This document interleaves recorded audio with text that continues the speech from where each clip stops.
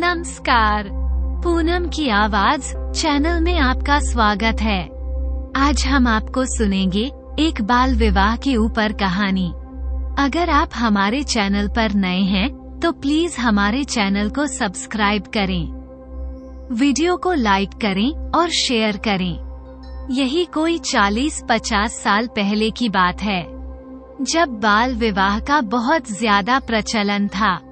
लालपुर गांव के श्यामा प्रसाद बहुत ही बड़े जमींदार थे। आसपास के इलाकों में वो अच्छे खासे रईस माने जाते थे। उनके 2 बेटे थे, राम और श्याम। उनकी पत्नी का नाम सुनैना था और उनके पिता का नाम जमुना प्रसाद था। उनकी माता यशोदा थी और बड़े घर के लड़के लाड प्यार में कहीं बिगड़ ना जाएं, इसलिए श्यामा प्रसाद ने अपने बच्चों को उस स्कूल में भेजते थे जो कि गांव से 2 कोस की दूरी पर था। उस समय भी उनके पास अपनी जीप थी जो बच्चों को छोड़ने स्कूल जाती थी। राम 10 साल का था और श्याम 6 साल का था। उसी गांव से थोड़ी दूर पर हरपुर नाम का गांव था, जिसके बीच में एक नदी पड़ती थी जिसमें नाव चलती थी। उसी गांव में सुखी राम रहते थे। वह एक किसान थे। उनके पास भी अपनी पुश्तैनी 10 बीघा जमीन थी, लेकिन वह कम उपज देती थी। कुछ खेत नदी के किनारे पड़ता था, उसमें फसल होती थी तो वो बाढ़ की वजह से नष्ट हो जाती थी। उनकी 4 बेटियां थी, एक लड़का था। उनकी बड़ी बेटी दुर्गा, दूसरी केतकी और तीसरे नंबर की सुनीति और चौथे नंबर की मानसी थी। वो भी अपनी बेटियों को पढ़ाते थे। दुर्गा और केतकी को साइकिल पर बैठाकर स्कूल ले जाते थे। सुनीति और मानसी घर पर रहती थी। सुखी राम की पत्नी थी गिरिजा देवी, उनके पिता थे मंगतराम और माता थी रोहिणी देवी। दुर्गा 10 साल की थी, केतकी 8 साल की थी, सुनीति 6 साल की और मानसी 4 साल की बच्चियां थी। बड़ी बेटी दुर्गा अब उस समय के अनुसार ब्याह के लायक हो गई थी। सुखीराम आसपास के गांव में अपनी बड़ी बेटी के लिए लड़का देखने जाते, लेकिन वहां जब लड़का देखने जाते तो उनके सामने दहेज की लंबी मांग रख दी जाती थी। दुर्गा की शादी साल भर के अंदर करना जरूरी हो गया था, क्योंकि उस समय बेटी को जांघ पर बिठाकर कन्यादान करना पड़ता था। घर में वे बहुत ही परेशान रहते थे। अब वो हर गांव में सुखीराम लड़का देखते देखते गांव घूमते, लेकिन उनके हिसाब का कोई लड़का नहीं मिल रहा था। वो थक चुके थे और उनकी ही बगल में एक और गांव था, नोल खावा। वहाँ केसु राम नाम का एक किसान रहता था। उनका बेटा था मनोहर लाल, जो कि 12 साल का था और कक्षा 5वीं में पढ़ता था। अब सुखी राम को उनका बेटा मनोहर लाल पसंद आ गया। अब सुखी राम को उन्होंने मनोहर के लिए रिश्ता मांगा तो मनोहर का पिता केशुराम कहने लगा कि उन्हें दहेज में एक चौका फूल का बर्तन और एक चौका पीतल का बर्तन, एक जोड़ी बैल, एक गाय, एक बनिहारिन और एक पलंग कुर्सी भी देना था। ये दहेज में तय हो गया। जेवर में 10 अशर्फी और कंठार, पाजेब, ये सब भी देना था। सुखीराम ने सब कुछ देने की हाँ भर ली, पर इतना पैसा सुखीराम के पास आएगा कहाँ से? ये तो सुखीराम ने सोचा भी नहीं था। सुखीराम को अब गांव के लोगों ने समझाया कि सुखीराम, तूने दहेज की हाँ भर ली है तो एक काम कर, पैसे का इंतजाम के लिए तू अपनी जमीन को जमींदार श्यामा प्रसाद के पास गिरवी रख दे, बेटी का ब्याह कर दे, गिरवी रखकर जो पैसा मिलेगा। ये सोचकर सुखीराम श्यामा प्रसाद के पास गया और बोला, मालिक, हमारा खेत गिरवी रख लीजिए और हमें कुछ पैसा दे दीजिए। हमारी बेटी का ब्याह है, हम बेटी का ब्याह कर लेंगे तो धीरे धीरे आपका कर्जा चुकाकर अपनी जमीन छूटा लेंगे। सुखीराम से श्यामा प्रसाद कहने लगे, देखो सुखीराम, हम खेत गिरवी नहीं लेते। अगर तुम जमीन बेचोगे तो मैं अवश्य खरीद लूंगा। ऐसा करो सुखीराम, मेरे जमीन से लगा हुआ जो तुम्हारा खेत है वो मुझे बेच दो। अब बेचारा किसान सुखीराम मजबूर था, क्या करें क्या ना करें। अब उसकी मजबूरी थी। खेत तो वो बेचना नहीं चाहता था, लेकिन उसकी मजबूरी थी। अगर खेत नहीं बचेगा तो बेटी का विवाह कैसे करेगा। अब मजबूरी में उसने 4000 रुपए में अपनी 1 बीघा जमीन जमींदार साहब को बेच दी। दुर्गा की शादी में सुखीराम ने मनोहर के पिता केसूराम को एक जोड़ा बैल, गाय, बर्तन, अशर्फी और जितना भी सामान तय हुआ था सब दहेज में दिया। बारात में पालकी में दूल्हा और सारे बाराती बैलगाड़ी से आए थे। विवाह का इंतजाम अच्छे ढंग से हुआ। जब विवाह हो जाने के बाद दुर्गा की विदाई डोली में बनिहारान के साथ हुई तो दुर्गा भी अभी बच्ची ही थी, केवल 10 साल की। सुबह से चलते चलते बारात शाम को अपने घर पहुंची। अगले सुबह दुर्गा को उठाकर पूजा के मंडप में बिठाया गया। मनोहर लाल ने अपनी माँ से पूछा, माँ मुझे भूख लगी है, मैं कुछ खा सकता हूँ? तो मनोहर की माँ बोली, बेटा ईश्वर की पूजा तुम दोनों को करनी है, फिर भी तुझे भूख लगी है तो थोड़ा सा फल और मिठाई खा ले। जब मनोहर की माँ मनोहर को खाने की थाल देने लगी तो दुर्गा भी बोल पड़ी, माँ मैं भी खाऊंगी, मुझे भी भूख लगी है, मुझे भी लाकर दे दो। बनिहारिन ने उसे चुप कराकर कहा, बिटिया चुप हो जा, ये तेरा ससुराल है, इस समय तुझे पूजा करना है, उसके बाद जो ये तुझे लाकर देंगे उसे ही खाना है। दुर्गा रोने लगी और बोली, मेरी माँ तो मुझे सुबह ही खाना खिला देती थी, यह मेरा घर नहीं है, मनोहर का घर है, इसलिए मुझे खाना नहीं मिलता। मनोहर की दादी आंगन में बैठी दुर्गा की बातें सुन रही थी। वो बरामदे से आकर दुर्गा को चुप कराई और बोली, मैं भी तुम्हारी दादी हूँ। दुर्गा जो अच्छा लगे मुझे कहना, मैं तुझे लाकर दूंगी, लेकिन बेटा थोड़ी देर चुप हो जा, पूजा खत्म होने के बाद मैं तुझे खाना खिलाऊंगी। पंडित जी ने आकर दोनों विवाहित जोड़े से पूजा करवाई। वह पूजा करते हुए मनोहर माँ की गोद में सो गया और दुर्गा अपनी बनिहारिन की गोदी में सो गई। दोनों बच्चों को ले जाकर बिछावन पर सुला दिया गया।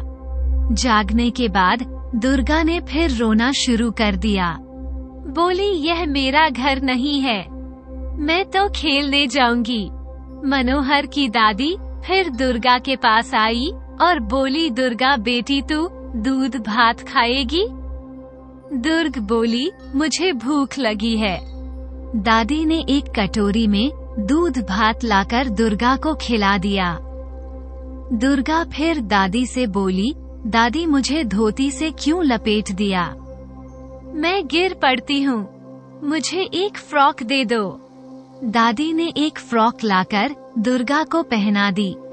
ये देखकर मनोहर की माँ अपनी सास से बोली, अम्मा जी आप बहू को अभी से उसकी आदत बिगाड़ देगी तो बाद में ये सर चढ़ जाएगी, किसी का लिहाज नहीं करेगी। मनोहर की दादी बोली, बहू जब तू भी आई थी तो बच्ची ही थी, आज तुम घर संभाल रही हो ना, ये भी अभी बच्ची है, बड़ों के जैसे इसे समझ नहीं है।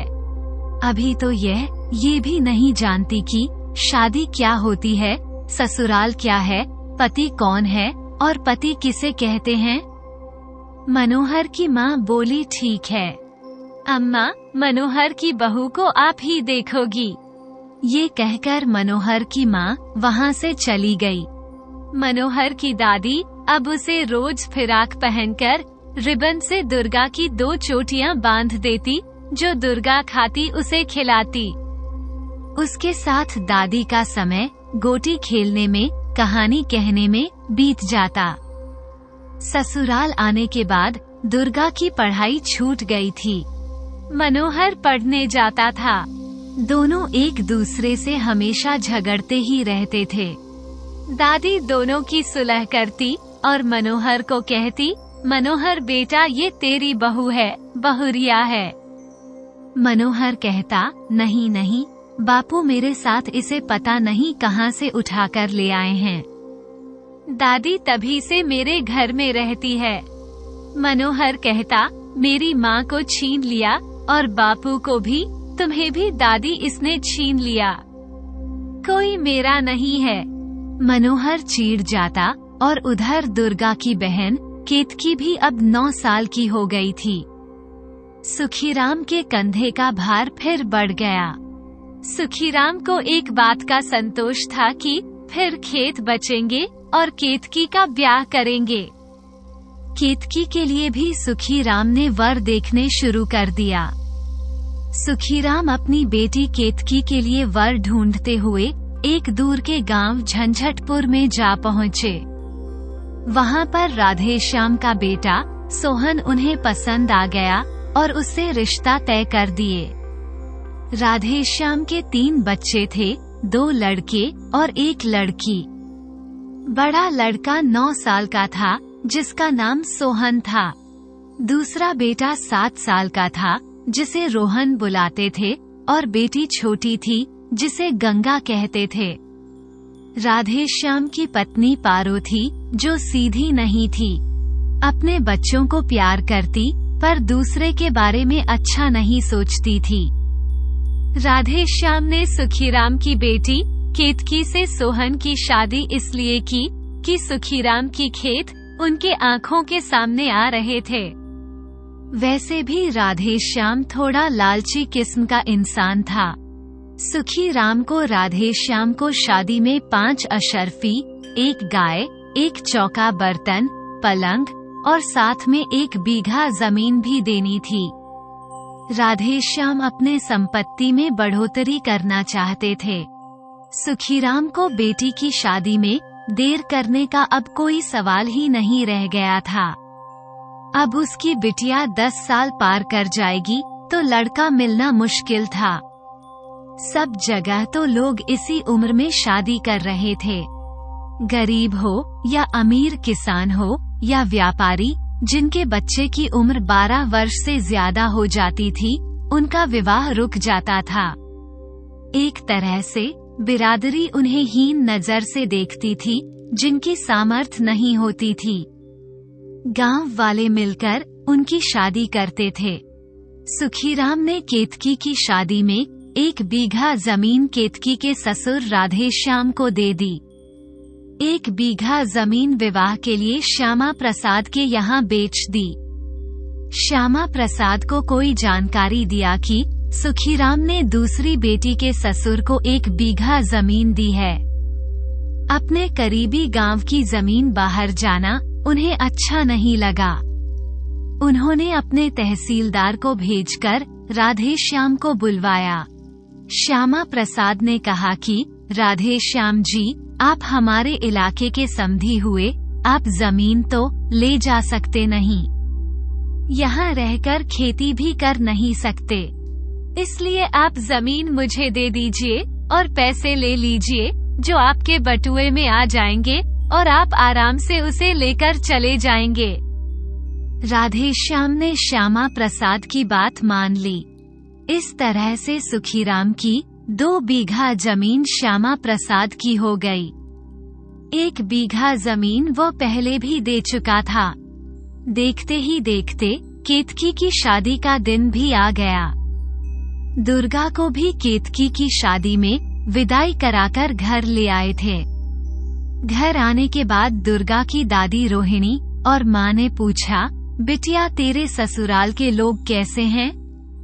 तो दुर्गा ने कहा, माँ, दादी ठीक है, वो मुझे प्यार करती है। मनोहर की माँ मुझे डांटती है और सबके बाद मुझे खाना देती है। मैं रोती हूँ तो दादी मुझे खाना खिलाती है। दुर्गा की दादी ने सुखीराम से कहा कि सुखीराम, शादी के तुरंत बाद दुर्गा की विदाई नहीं करना, 2 साल के लिए अपने पास रखना, जब बड़ी हो जाएगी तो भेज देंगे। सुखीराम बोला, ठीक है अम्मा, मैं केशुराम से कह दूंगा। दुर्गा बोली, माँ तुम केतकी को भी दूसरे घर भेज रही हो। माँ बोली, बेटी दुर्गा, हम उसका ब्याह कर रहे हैं। बेटी दुर्गा बोली, माँ केतकी तो मुझसे भी छोटी है, उसके घर में भी दादी नहीं हुई तो उसको खाना कौन देगा। तब केतकी बोली, दीदी तुम मत सोचो, मैं अपना खाना खुद लेकर खा लूंगी। केतकी के शादी के दिन भी आ गए। राधेश्याम बारात लेकर शादी करने पहुंच गए। केतकी की शादी में सुखीराम ने खानपान बहुत ही सुंदर दिया था, बहुत ही स्वादिष्ट था। अच्छे तरीके से डेकोरेशन की थी, सामान देने के लिए जो तय किए थे वे सब दिए थे। केतकी को डोली में बिठाकर बनिहारिन के साथ विदा किया था। केतकी जब ससुराल पहुंची तो सास ने उसका गृह प्रवेश के साथ बहू का स्वागत किया। पूजा के मंडप में जब केतकी को बिठाया गया तो केतकी ने प्रसाद लेकर खा ली तो केतकी की सास पारो बोल पड़ी कि सुखीराम ने अपनी बेटी को कुछ नहीं सिखाया, ससुराल में कैसे रहना है। तब बनिहारान बोली, मालकिन यह अभी बच्ची है, मालकिन 2 साल बाद आप भी अपनी बिटिया का ब्याह करोगी। मालकिन, आप अपनी बेटी को सिखा पाएंगे कि ससुराल में कैसे रहा जाता है। बनिहार की बात सुनकर सोहन की माँ चुप हो गई। केतकी की ननंद गंगा केतकी की दोस्त बन गई। केतकी को जब भी भूख लगती तो वो गंगा से कहती। गंगा अपनी थाली में अपनी दोस्त केतकी का भी खाना रख लेती। कोने वाले घर में जाकर दोनों साथ में खाना खाते। सोहन को भी मतलब नहीं था, इतना वह अवश्य जानता था कि बापू के साथ एक लड़की को वह लाया है। केतकी सास के पीछे पीछे जो केतकी को साथ चलने को कहती थी तो केतकी कहती है, आप मुझसे काम क्यों कराती हैं? मुझे काम करना नहीं आता। इसलिए उसकी सास का सारा काम केतकी की बनिहारिन करती और उनकी सेवा भी। सोहन की माँ बनिहारी से कहती कि इसको काम सिखाए। बनियारिन केतकी से प्यार करती थी, इसलिए खुद ही केतकी का सारा काम कर देती। केतकी गंगा के साथ बरामदे में खेलती। सुखीराम जब केतकी को देखने आए तो केतकी की सास पारू ने कहा कि समधी जी, आप अपनी कन्या को घर ले जाइए। जब ये सारा काम सीख लेगी, बड़ी हो जाएगी, तभी हम उसे बुलाएंगे। सुखीराम बेचारा क्या करें। केतकी को भी वो घर ले आया। उसका बेटा अभिमन्यु अभी 2 साल का हो गया था। वो भी टूटी फूटी भाषा में दुर्गा और केतकी बोलने लगा था। दोनों भाई के साथ खेलती और दोनों बहनों की तो बंद हो गई थी।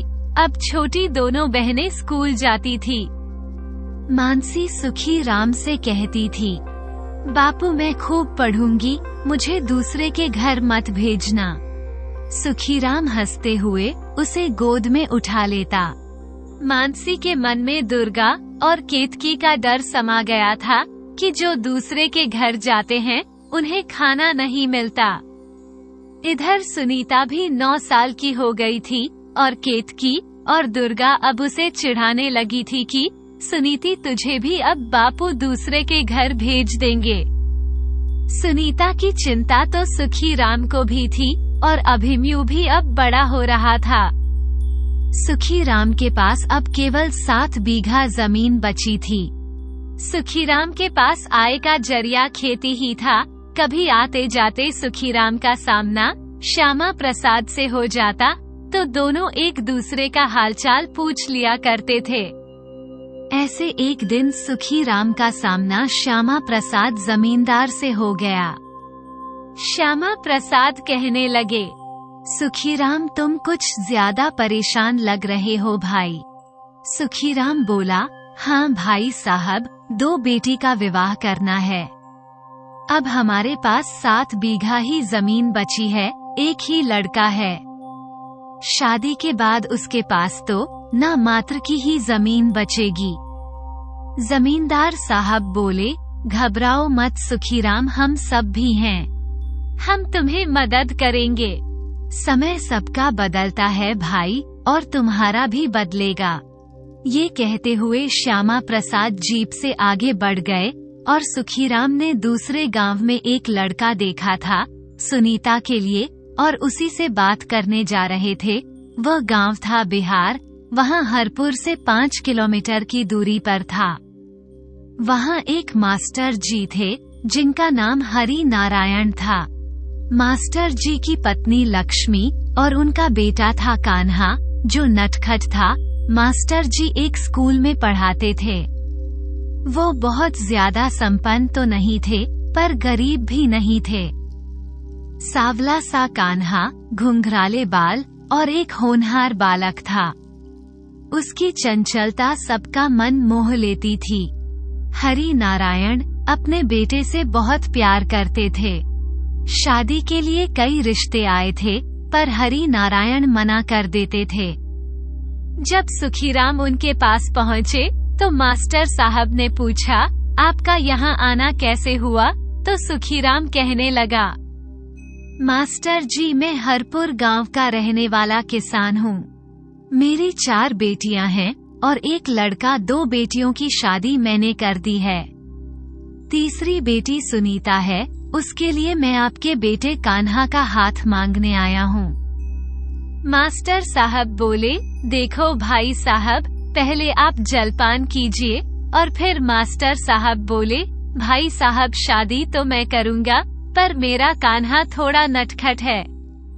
अगर आपको पसंद हो तो बताइए। सुखीराम को लगा कि ये घर हमारी सुनीता के लिए उत्तम है, और उन्होंने वहाँ पर शादी तय कर दी। निश्चित तिथि आने पर सुखीराम ने सुनीता को वो सारे सामान दिए जो उन्होंने अपनी दोनों बेटियों को दिए थे। अब उन्हें लगा कि बाद में सुनीता के मन में ये बात ना आ जाए कि पिताजी दोनों बहनों को मुझसे ज्यादा प्यार करते हैं, इसलिए उन्हें ज्यादा सम्मान दिया और मुझे कम। सुनीता की शादी में भी चौक बर्तन के साथ जेवर, पलंग गए। सभी सामान जो एक बेटी को दिया जाता है, इसमें सिर्फ अशर्फी और खेत नहीं दिए थे। शादी में खर्च करने के लिए सुखीराम को पैसा तो चाहिए था, पर उनका देखा हुआ घर श्यामा प्रसाद का ही था। वो फिर 1 बीघा जमीन बेचने श्यामा प्रसाद के पास गए। श्यामा प्रसाद जमींदार सुखीराम से कहने लगा, मैं तो पैसे तुम्हें दे ही दूंगा सुखीराम, और जमीन भी तुम मुझे ही दोगे। सुखीराम, ऐसे अच्छा नहीं लगता। मेरी बेटी नहीं है, जमींदार भी हूँ, पर उसके साथ ही मैं एक इंसान भी हूँ। सुखीराम बोला, पर क्या करें भाई साहब, मेरे पास कोई दूसरा उपाय भी नहीं है। पिताजी बूढ़े हैं, बेटा अभी छोटा है। मैं परिवार को छोड़कर बाहर भी कमाने नहीं जा सकता। यही मेरी मजबूरी है। एक बेटी और है जो सबसे छोटी है, नटखट है, पढ़ती है। उसकी शादी अब मैं 2 साल बाद करूँगा। तब तक वो थोड़ी बड़ी हो जाएगी। मुझे वो बहुत प्यार करती है। श्यामा प्रसाद बोले, एक हाल है मेरे पास इसका। इस साल मैं अपने बड़े लड़के राम की शादी कर रहा हूँ। वो भी जमींदार की बेटी है। सुखीराम, अगर 2 साल बाद मेरे छोटे बेटे श्याम की शादी करूं, तो मैं तुम्हें वचन देता हूं कि श्याम की शादी तुम्हारे यहाँ से होगी। तुम्हारी बेटी जितना पढ़ना चाहेगी, मैं उसे पढ़ाऊंगा, और मुझे भी एक बेटी मिल जाएगी। ये कहते हुए श्याम प्रसाद ने रुपए लाकर सुखीराम को दे दिए। राम और सुनीता की शादी एक ही दिन थी। राम की शादी शानो शौकत से हुई। आलीशान पालकी में राम और उसका छोटा भाई श्याम था। बारात में हाथी, घोड़े, जीप, कई गाड़ियां थी और रश्मि बाई का नाच भी था। श्यामा प्रसाद ने बड़े बेटे की शादी में दिल खोलकर खर्च किया था। सुनीता की शादी में सुखीराम ने अपनी तरफ से कोई कसर नहीं छोड़ी थी। उधर कान्हा के पिता हरि नारायण मास्टर साहब ने बहू के लिए कपड़े, गहने, मिठाई, फल सभी कुछ लाए थे। नटखट कान्हा बारात में तो पिताजी के साथ आया था, पर यह ससुराल में साली मानसी से उसकी दोस्ती हो गई। मानसी कहने लगी, कान्हा आए हो तो ठीक है, पर मेरी दीदी को मत ले जाना कान्हा। कान्हा बोला, ना बाबा ना, मैं कुछ नहीं छोड़ूंगा, जो तुम्हारे पिताजी प्यार से देंगे वो सब ले जाऊंगा। मानसी बोली, मैं अपनी बहन से कैसे मिलूंगी कान्हा? तो वो बोला, पिताजी से कहकर तुम्हें साल में मिला दूंगा। और मानसी बोली, तो ठीक है, रहने दोगे ना कान्हा? तो बोला, हाँ रहने दूंगा, पर साथ में मैं भी रहूंगा। जब वापस जाऊंगा तो उसे साथ लेकर जाऊंगा, क्योंकि अकेले में तुम्हारी बहन रास्ता भूल जाएगी। मानसी बोली, ठीक है, मुझे मंजूर है, पर तुम ये बात भूल तो नहीं जाओगे कान्हा? कान्हा बोला, नहीं, पिताजी की मार पड़ने से पाठ याद हो जाता है, वैसे ही यह भी याद रहेगी। विवाह की सब रस्में करने के बाद सुनीता की विदाई के पल आ गया। बनिहारी सुनीता के साथ भी थी। सुनीता को प्यार से सबने डोली में बिठाया। सुनीता रो रही थी। उसके साथ तीनों बहनें भी और अभिमन्यु भी रो रहा था।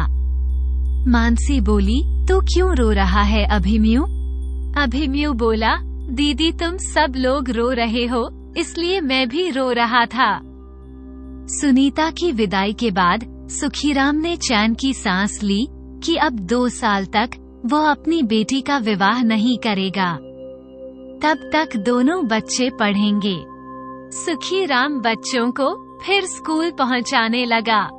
मानसी और अभिमन्यु दोनों पढ़ने में होशियार थे। मानसी के नैन नक्श इतनी सुंदर थे कि हर कोई मोहित हो जाता था। सुखीराम को थोड़े दिन ही चैन से बीते होंगे। सुखीराम के जितने खेत थे उसमें साल भर का अनाज का काम चल जाता था। इधर दुर्गा के ससुराल से दुर्गा का बुलावा आया। उसकी उम्र भी अब 16 साल हो गई थी। वो इतनी होशियार तो नहीं थी, पर यह समझने लगी थी कि यह मेरा ससुराल है, यह मेरी सास है, यह मेरे पति हैं। दुर्गा की माँ और दादी यही शिक्षा उसे देती थी कि बड़ों का सम्मान करना, सबको खाना खिलाकर खाना खाना, बड़ों का कहना मानते हुए सबके मन में रहना। 1 महीने बाद दुर्गा की विदाई हो गई। बेटी की विदाई में सुखीराम ने उसके घर वालों के लिए कपड़े, मिठाई, फल, विदाई में जो साज सामान दिया जाते हैं वो सब दिए। मनोहर भी सुंदर सजीला हो गया था। इस बार उसे एहसास था कि वो अपनी दुल्हन की विदाई करने जा रहा था। ससुराल में सालियां भी हैं। विदाई करने जब मनोहर आए तो स्वागत में साले और सालियां भी तैयार थे। इस बार मनोहर को भी ससुराल अच्छा लगा। दूसरे दिन मनोहर और दुर्गा की विदाई हो गई। एक बैलगाड़ी में सामान और दूसरी बैलगाड़ी में वरवधू थे। इस बार ससुराल पहुंचने पर दुर्गा ने सबको पैर छूकर प्रणाम किया। सुबह उठकर नहा धोकर पूजा करना, बड़ों को प्रणाम करते हुए खाना बनाना, यही दुर्गा का प्रतिदिन का काम बन गया था। इधर मानसी अब 6ठी कक्षा में अव्वल आई थी। अभिमन्यु सिर्फ पास ही हुआ था। इधर श्यामा प्रसाद का लड़का श्याम भी पास ही था। श्याम पढ़ने में तो ठीक था, पर उसकी शरारतें ज्यादा थी। बड़े घर के लड़के लाड प्यार में थोड़ा बिगड़ ही जाते हैं। घर में पिताजी को मालिकाना चलाते देखता तो यह आदत श्याम की भी बन गई थी। वो अपने दोस्तों और अर्दली के साथ मालिकाना अंदाज में पेश आता था। देखते ही देखते 2 साल कब बीत गए पता ही नहीं चला। एक दिन श्यामा प्रसाद और सुखीराम रास्ते में फिर मिल गए। श्यामा प्रसाद बोला, भाई साहब, बच्चे अब थोड़ा बड़े हो गए हैं। शादी करने के बारे में आपका क्या विचार है? सुखीराम बोला, भाई साहब, शादी तो हम आपके यहाँ ही करेंगे। मानसी को हाई स्कूल की परीक्षा पास कर लेने दीजिए, इसके बाद शादी कर देंगे। बच्चों की खुशी में हमारी खुशी है। श्याम प्रसाद बोला, ठीक है, मैं भी उस शुभ घड़ी की प्रतीक्षा करूंगा। श्याम प्रसाद का लड़का श्याम अब कॉलेज में पहुंच गया था। मानसी भी हाई स्कूल की परीक्षा के करीब आ गई थी। लालपुरा हरपुर गांव का ये पहला विवाह होने जा रहा था, जो कि बालिग उम्र का था। शाम को जब सुखीराम श्याम प्रसाद के दरवाजे पर पहुंचे तो वहां बैठक लगी हुई थी। उन्होंने सुखीराम को देखा तो बैठते ही कहा, क्या बात है? श्यामा प्रसाद ने बैठक के लोगों को जाने की इजाजत दे दी। सुखीराम बोला, भाई साहब, अब हमें शादी कर देनी चाहिए। बच्चे भी अब बड़े हो गए हैं। इसके बाद कॉलेज में भी पढ़ेंगे तो आपकी मर्जी से। आपको शादी में अगर आपकी कोई इच्छा हो तो कहें, हम कोशिश करेंगे कि आपकी इच्छा पूरी कर सकूं। श्यामा प्रसाद बोला, सुखीराम, मेरे पास सब कुछ, बस एक बेटी की कमी थी जो तुमने मुझे दे दी। मुझे और क्या चाहिए? श्यामा प्रसाद हंसने लगा। सुखीराम, इस शादी में मैं सब कुछ अपने हिसाब से खर्च करूंगा। आपको कुछ नहीं करना है। 2 कपड़ों में बेटी की विदाई कर दीजिएगा। सुखीराम ने हाँ में गर्दन हिला दी। मानसी उनकी छोटी और सबसे प्यारी बेटी थी। उसकी शादी में सुखीराम खाली हाथ कैसे विदा कर देते? सुखीराम ने एक दुकानदार से 5,000 रुपए उधार ले लिए थे। दुकानदार ने कहा था कि 1 साल में अगर उसका कर्जा नहीं चुकाया तो वो सुखीराम की 1 बीघा जमीन ले लेगा। सुखीराम ने इसके लिए हाँ कर दी। सुखीराम की बेटी की शादी तय हो गई थी। सुखीराम ने अब अपनी बेटी और दामादों को भी छोटी बेटी की शादी के लिए बुला लिया। पूरे गांव को भी निमंत्रण दे दिया। मानसी को चौक के बर्तन के साथ गाय, 10 अशर्फी, पायल, करधनी, हर झुमके सब सुखीराम ने मानसी को दिए। दामाद श्याम को कपड़े, घड़ी, अंगूठी, चैन दिए। कपड़े में लड़की और जमाई के अलावा उसके माता पिता और परिवार वालों को भी कपड़े दिए। पूरी शान शौकत के साथ श्यामा प्रसाद सुखीराम के दरवाजे पर बारात लाए। सुखीराम ने भी अपनी हैसियत से बढ़कर बारात की खातिरदारी की। श्यामा प्रसाद ने भी अपनी तरफ से कोई कसर नहीं छोड़ी थी। 5-6 गांव को भोजन के कारण सब लोग बहुत खुश थे। गरीबी और अमीरी को फर्क को मिटाते हुए श्यामा प्रसाद ने एक साधारण घर की लड़की को बहू बनाया था। दूसरे दिन धूमधाम से मानसी की विदाई हुई। सारे सामान के साथ सुखीराम ने बेटी को विदा किया। ससुराल पहुंचने के बाद सबने बहुत ही प्रेम से बहू का स्वागत किया। कुछ नई बहू का स्वागत आलोचनाओं से भी किया गया। मानसी बालिग थी। वो इन सब बातों पर ध्यान नहीं दे रही थी। वो खुश रहती और परिवार वालों को भी खुश रखने की कोशिश करती। मानसी की जेठानी जमींदार परिवार की बेटी थी। उसकी शान शौकत के मुकाबले मानसी कुछ भी नहीं थी। वो हर समय मानसी को नीचा दिखाती और भाभी का साथ उसका पति श्याम देता था। खुश रहने और रखने में श्यामा प्रसाद और उसकी पत्नी बहुत ही प्यार और सम्मान देते थे मानसी को। तहलका की खबर उस दिन हो गई जिस दिन मानसी की परीक्षा का परिणाम आया। मानसी पूरे राज्य में प्रथम स्थान लाई थी। इसके विपरीत श्याम का परीक्षा का परिणाम सिर्फ पास था। उसकी शान के खिलाफ पत्नी का रिजल्ट था। उसके कॉलेज के दोस्त उसकी कमजोरी का फायदा उठाते हुए श्याम को पीने पिलाने की आदत लगा दी थी। ये बात श्यामा प्रसाद को पता चली तो उसी कॉलेज में मानसी का दाखिला करा दिया। मानसी शुरू से ही पढ़ने में तेज तो थी, लेकिन बाहरी दुनिया और दोस्तों से उसका कोई मतलब नहीं था। दोनों कॉलेज साथ जाते और साथ आते। मानसी का सारा दिन पढ़ाई में बीतता और श्याम का सारा दिन दोस्तों की महफिल में और पीने पिलाने में। मानसी ने कई बार समझाने की कोशिश की, पर श्याम मानसी की बात नहीं मानता था। मानसी ने श्याम के बारे में श्यामा प्रसाद को बताया, पर श्याम उनके हाथ से बाहर निकल चुका था। श्यामा प्रसाद ने मानसी से कहा, बेटी, मेरे घर की प्रतिष्ठा और औलाद दोनों को तुम रास्ते पर ला सकती हो। मानसी ने कहा, पिताजी, मैं कोशिश करूंगी, आगे ईश्वर की मर्जी। मानसी श्याम को एक दोस्त बनकर उसे समझाती, पर उसकी गलत आदतों को छुड़ाने में मानसी हमेशा असफल रही। श्याम अपने दोस्तों के माया जाल में इतना उलझ चुका था कि मानसी की बात से उसे दुख होता। मानसी श्याम के साथ आया जाया करती थी और उसे पर नजर भी रखती थी। फिर भी श्याम नजर बचाकर 2-3 पैग पी लेता था। उसे देखकर श्याम प्रसाद अब चिंतित रहने लगे थे। कॉलेज में भी मानसी अच्छे नंबरों से पास की और श्याम फेल हो गया था। परिवार के कुछ लोग मानसी को ताना मारते, बहुरिया का ज्यादा पढ़ना सही नहीं है।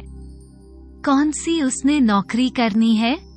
परिवार संभालना है, खाना बनाना है, बड़ों की सेवा करना है, यही तो बहू का काम है। एक दिन मानसी ने अपने ससुर से पूछा तो उसके ससुर बोले, हाँ मानसी बेटा कहो। तो मानसी बोली, पिताजी, मैं एक शिक्षक बनना चाहती हूँ। अगर आप हाँ करें तभी मैं बन पाऊंगी। श्यामा प्रसाद बोला, बेटी, कई और भी प्रतियोगिता परीक्षा है, तुमने उसे छोड़कर शिक्षक बनना क्यों पसंद किया? मानसी बोली, पिताजी, मैं शिक्षिका इसलिए बनना चाहती हूँ कि जब तक अपने सेवाकाल में मैं रहूंगी तब तक बहुत सारे बच्चों का भविष्य सुधार पाऊंगी। इस क्षेत्र में मैं देश और समाज का काम कर सकूंगी। श्यामा प्रसाद बोले, बेटी, अच्छे विचार हैं, आगे बढ़ो। मानसी ने अब बीएड में दाखिला ले लिया और वो जो प्रतिदिन क्लास जाने लगी। मानसी को कॉलेज जाने के बाद कभी श्याम प्रसाद को श्याम दिख जाता तो वो श्याम को कहते, देख श्याम, अपनी पत्नी को देखो, उसकी लगन और मेहनत को देखो, वो कर्म के क्षेत्र में भी आगे है। तुम उसका साथ छोड़कर मटरगस्ती करते हो और पीने पिलाने में रहते हो। पिताजी की बातों से भी श्याम को चिढ़ होती थी और पढ़ लिया, नौकरी भी कर लिया तो कितने दिन करूँगा पिताजी, मैं अपने दोस्तों का साथ नहीं छोड़ सकता। श्याम अपने कान में तेल डालकर सो गया और मानसी ने बीएड की परीक्षा पास कर ली थी। अब मानसी को नौकरी भी मिल गई जो कि हैदराबाद में थी।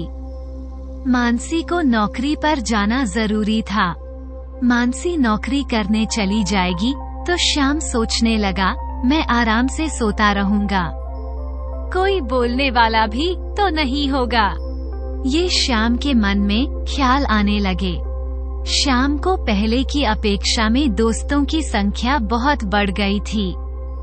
राम भी अपने जीवन में खुश था।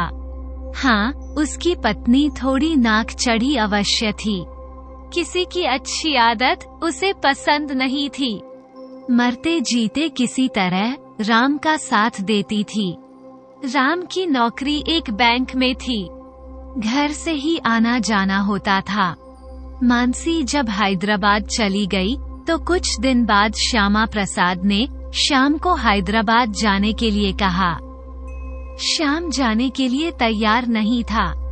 श्यामा प्रसाद ने कहा कि श्याम वहाँ बहू अकेली रहेगी तो समाज में सब हमारा मजाक बनाएंगे। बेटा, तेरा जाना जरूरी है। वहाँ तेरी दुकान खुलवा दूंगा और वहाँ जाकर तुम अपनी दुकान देखना। श्याम पिताजी की बात को काट नहीं सका और वो भी हैदराबाद चला गया और अपने हार्डवेयर की दुकान पर बैठने लगा। मन तो उसका नहीं लगता था, पर पिताजी की बात भी माननी थी। मानसी सुबह नाश्ता बनाकर 2 टिफिन पैक करती। एक तो वह अपने साथ ले जाती, दूसरा श्याम को देकर जाती। दोस्तों का साथ छूटने से श्याम का पीना थोड़ा कम हो गया था। वो अब थोड़ा समय दुकान पर बैठता, फिर सेल्समैन के ऊपर दुकान छोड़कर घर चला जाता। अब उसे मानसी का बात, जो मानसी समझाती थी, बुरी नहीं लगती। वो चुपचाप सुनता, पर कुछ करता नहीं था, ना ही कुछ कहता। पहले से श्याम थोड़ा बदल गया था। फिर भी मानसी ने अपना प्रयास जारी रखा। श्याम की आदतों को सुधारने के लिए मानसी ने श्याम को दाम, दंड, भेद की नीति का सबका पालन किया। अब श्याम को भी समझ में आ गया कि पिताजी ने दुकान इसलिए करवाई है कि मैं भी कामकाजी बनूं और अपने कर्तव्यों को समझूं। श्याम जब प्रतिदिन दुकान पर बैठने लगा तो आमदनी भी बढ़ने लगी। मानसी के मन में भी खुशी कुछ हद तक लौट आई थी। उसने अपने प्यार में कहीं कोई कमी नहीं रखी और सत्य की जीत हमेशा होती है। प्यार बुरे इंसान को भी अच्छा इंसान बना देता है। यही मानसी के साथ भी हुआ। श्याम के जीवन में भी मानसी के लिए प्रेम का प्याला छलक पड़ा। एक समय था कि वो मानसी को देखना भी पसंद नहीं करता था। वहीं श्याम मानसी के प्रेम में दीवाना हो गया था। पीना तो उसका कब का छूट गया था। दुकान को देखते हुए घर के कामकाज में भी मानसी का हाथ बटाता। इधर मानसी भी समाज सुधार का काम करने लगी। वो नारी के लिए क्या गलत है, क्या सही है, बताने लगी। मानसी के विचार से जन समुदाय प्रभावित हुआ। मानसी ने बाल विवाह के विरोध में जन समुदाय में सभा रख करके अपने विचार रखने शुरू किए। कम उम्र में बाल विवाह तो हो जाता है, खेलने की उम्र में एक बच्ची मानसिक यातना से पीड़ित होती है। मान सम्मान तो दूर की बात है, अपने बड़ों से प्यार भी उसे नहीं मिलता। अपने घर परिवार से दूर रहकर उसे जो मानसिक यातना सहनी पड़ती है, पर वह कुछ बोल नहीं सकती। इन सब बातों को मानसी ने समाज के सामने रखा। उसकी बातों से प्रभावित होकर श्याम भी बदल गया था। इसी बीच मानसी राम की बेटी के जन्मदिन में अपने गांव आई तो अपने पिता सुखीराम से भी वह मिली। सुखीराम को जब पता चला कि अपनी बेटी मानसी शिक्षिका होने के साथ साथ समाज सुधारक भी बन गई है, तो उसका सीना गर्व से ऊंचा हो गया। अपनी 4 बेटियों के विवाह उसने किए थे, जिसमें से 3 बेटियों ने क्या क्या परेशानी नहीं झेली। सब बेटियों में से मानसी एक सुखी निकली थी। मानसी अपने ससुर श्यामा प्रसाद से कहने लगी, पिताजी हमारे घर जो लक्ष्मी आई है उसे भी खूब पढ़ाएंगे और उसके बाद ही उसकी शादी करेंगे। बाल विवाह नहीं करेंगे। उसका श्यामा प्रसाद ने मानसी का समर्थन किया। मानसी के विचारों को लोगों ने मनाना शुरू कर दिया। धीरे धीरे बाल विवाह की प्रथा बंद होनी शुरू हो गई। मानसी ने भी अपने जीवन में जो दुख झेला था वो उसने अपने काबिलियत और सूझबूझ से दूर किया। मानसी समाज में बेटियों को पढ़ाने पर जोर देना शुरू किया। उदाहरण के रूप में वो अपनी दीदी के जीवन को समाज के सामने लाई। उसे समय नारी शिक्षा केवल नाम मात्र को थी। वही लड़कियां पढ़ती थी जिसके परिवार संपन्न थे और लोग पर्दा प्रथा के तो विरोधी थे, लेकिन नारी शिक्षा के समर्थक बनने लगे थे। उधर मानसी की बहन केतकी की सास पारो लालची तो थी ही और छोटी सी बहू को बच्चा नहीं समझती थी। बड़ी और समझदार बहू के रूप में देखती थी। घर का सारा काम खुद केतकी करे और सबको भोजन कराकर खुद खाए। केतकी को जल्दी जल्दी भूख लगती थी। सोहन की बहन गंगा माँ से छुपाकर खाना खिलाती थी। एक दिन गंगा खाना निकाल रही थी तो माँ ने पूछा, गंगा अभी किसके लिए खाना निकाल रही है? तो गंगा कहने लगी। गंगा ने सीधे मन से कहा कि भाभी के लिए माँ, उसे भूख लगी है। पारो ने गंगा की पिटाई कर दी और केतकी को भी खरी खोटी सुनाई। उस दिन के बाद केतकी खाना ही भूल गई। जब सब खा लेते तो बच्चा खुचा खाती और कभी कभी भूखे भी रहना पड़ता। वो ज्यादा पढ़ भी नहीं पाई थी, मात्र 3 क्लास तक ही पढ़ी थी। उसके बाद ही उसकी शादी हो गई थी। सोहन भी धीरे धीरे बड़ा हो रहा था। अब उसके दोस्तों ने बताया कि केतकी उसकी पत्नी है। उसे भी केतकी के हालात पर अब तरस आ गया। केतकी के पिताजी के दिए हुए बनिहारिन को पारो कब की निकाल चुकी थी। माँ से छुपाकर कभी कभी सोहन केतकी को कुछ लाकर खिला देता। वो कमाता तो नहीं था, जो सामान पिताजी घर में लाते थे उसमें से केतकी को पारो जो देती थी वही मिलता था। एक दिन सोहन ने अपने पिताजी से कहा, पिताजी मैं कमाना चाहता हूँ। पिताजी बोले, अच्छा, पर क्या करेगा, ढंग का काम नहीं मिलेगा तुझे। तू ज्यादा पढ़ा लिखा नहीं है, मात्र 9 क्लास ही पढ़ा है। एक ही काम मिलेगा बेटा, मजदूरी का। सोहन बोला, ठीक है पिताजी, मैं वही करूँगा। सोहन एक मजदूर बन गया। वो जो भी कमा कर लाता पारो उससे छीन लेती। चाहकर भी सोहन केतकी को कुछ नहीं दे पाता था। केतकी का पहनावा भी बहुत साधारण था, वहीं पर पारो अच्छी साड़ी और जेवर पहनती थी और पान खाती रहती थी। गंगा की शादी एक खाते पीते परिवार को देखकर कर दी थी। एक दिन केतकी को जलेबी खाने की याद आई, जो बचपन में पिताजी लाकर सब बहनों और भाइयों को खिलाते थे। केतकी बैठकर अपने आंगन में रो रही थी। उसी समय सोहन घर में आ गया था। केतकी को रोता देखकर उसने पूछा केतकी से कि क्या बात है? तो केतकी ने बता दी कि उसे जलेबी खाने का मन है। अगले दिन सोहन ने केतकी के लिए 4 आने की जलेबी ली और छुपाकर घर ले आया। पर सोहन से पारो ने जब पैसे लिए तो उसमें 4 आने कम थे। पारो ने पूछा, सोहन 4 आने कहाँ है? घर से जाने में देर हो गई, सोहन कहने लगा, इसलिए मलिक ने 4 आने कम दिए। पारो चुप हो गई।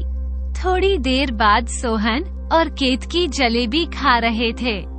उसी समय पारो केतकी को बुलाने आ गई और कहा, बैठी हो, बर्तन नहीं धोना क्या? और इसी बीच पारो की नजर जलेबी पर पड़ गई। उसने सोहन को खूब डांटा और केतकी की पिटाई की। शक की कोई दवा नहीं, पारो केतकी पर अब कड़ी नजर रखने लगी। सोहन का भी पीछा करती कि वो क्या कर रहा है। इसी बीच केतकी एक बच्चे की मां बन गई। सोहन मजदूरी करते हुए टाइफाइड का शिकार हो गया। कम उम्र में शादी, मेहनत और घर की अशांति वह झेल नहीं पाया। उस समय गांव में डॉक्टर भी नहीं था।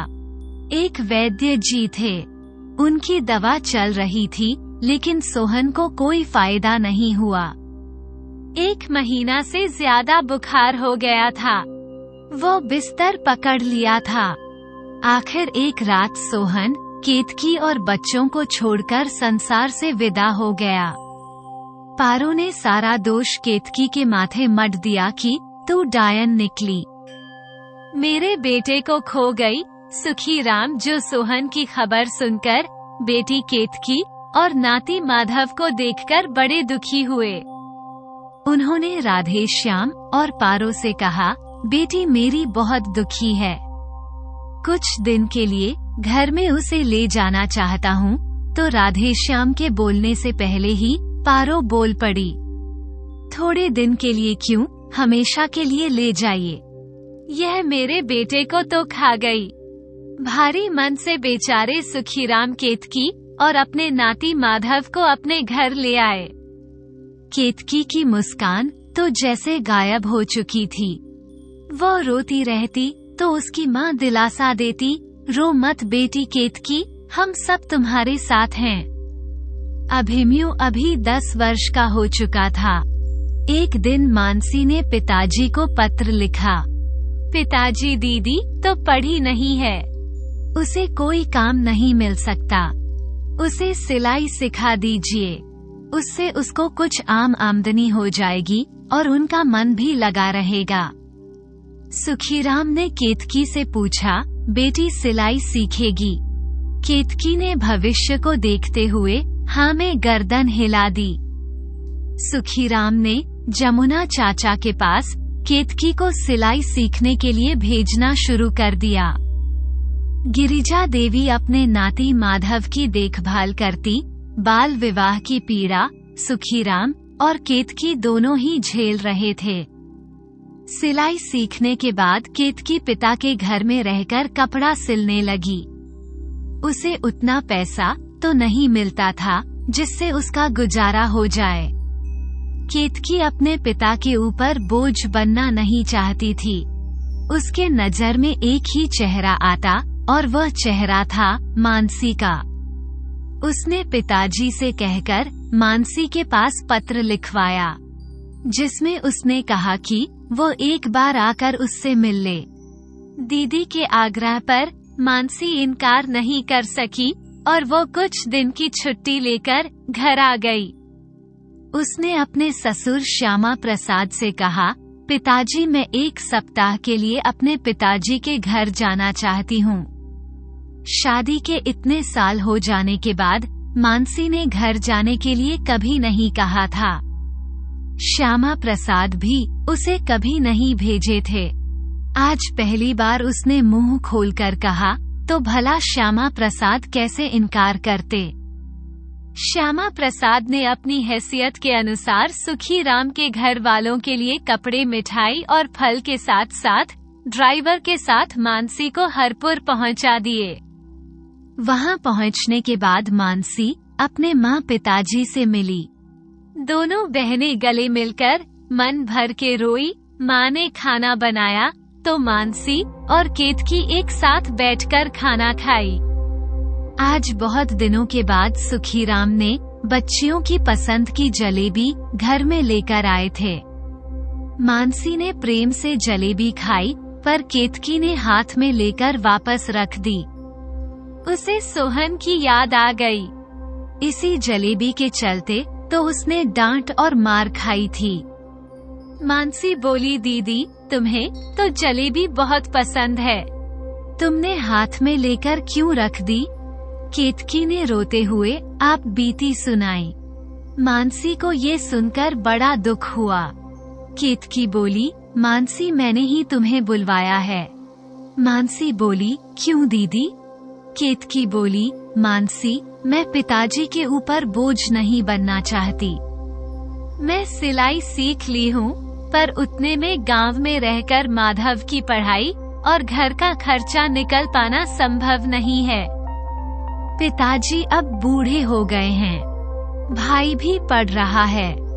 मैं जब से यहाँ आई हूँ, ससुराल वाले एक बार भी मुझे देखने नहीं आए।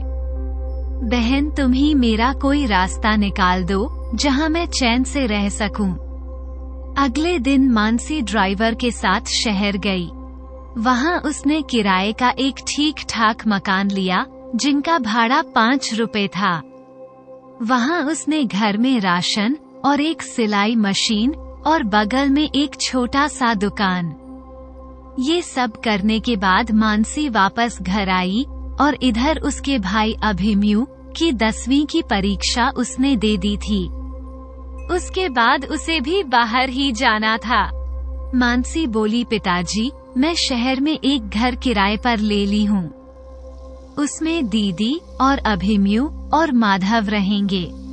दीदी अपना दुकान में सिलाई करेगी और अभिमन्यु माधव पढ़ने जाया करेंगे।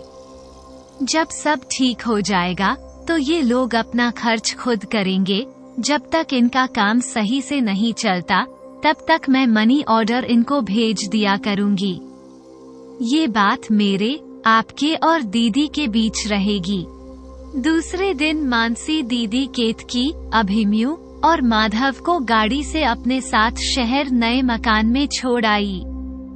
सिलाई मशीन को देखकर केतकी की आंखों में आंसू आ गए। अभी तक वह हाथ से ही कपड़ों की सिलाई करती थी। केतकी रोते हुए बहन से कहने लगी, बहन, मुझ बदनसीब बहन का दर्द तूने ही समझा। 2 दिन बाद मानसी की छुट्टी खत्म होने वाली थी। सुखीराम ने अपनी हैसियत के मुताबिक मानसी के घर वालों के कपड़े, फल और मिठाई के साथ मानसी को उनके ससुराल पहुंचा दिया। सुखीराम भी बीच बीच में शहर जाकर बच्चों को देख आया करते थे। घर से चावल, दाल, आटा पहुंचा दिया करते थे। मानसी की सहायता से केतकी की दुकान भी अच्छी चलने लगी। अभिमन्यु भी 10वीं की परीक्षा में अव्वल आया। सुखीराम बाल विवाह में धोखा खाने के बाद, अभिमन्यु की शादी पढ़ाई के बाद, कोई काम धंधा लग जाने के बाद ही करने का मन बनाया था। केतकी दुकान में सिलाई का काम करती और कुछ सामान भी उसने बिक्री के लिए रख लिया था। माँ के घर रहने के बाद उसने पर्दा प्रथा को त्याग ही दिया था। किसी तरह साल बीते, केतकी इतना कमाने लगी कि उसे अब मानसी से लेना अच्छा नहीं लगता था। उसने पिताजी से खत में लिखवाया कि मानसी को संदेश भिजवाए कि बहन, अब पैसा मत भेजना, अब मैं सक्षम हो गई हूँ। मानसी ने भी पैसा भेजना बंद कर दिया। केतकी अपना और अपने बच्चों का खर्चा खूब चलाने लगी। सुखीराम को खुशी हुई कि बेटी अपने पैरों पर खड़ी हो गई। इधर पारो ने जब सुना कि केतकी की दुकान है, तो उसके मन में फिर लालच समा गया।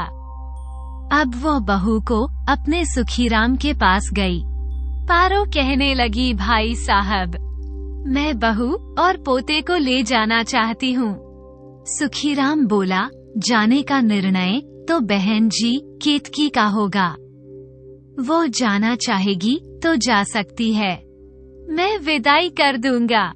पारो केतकी के पास शहर गई।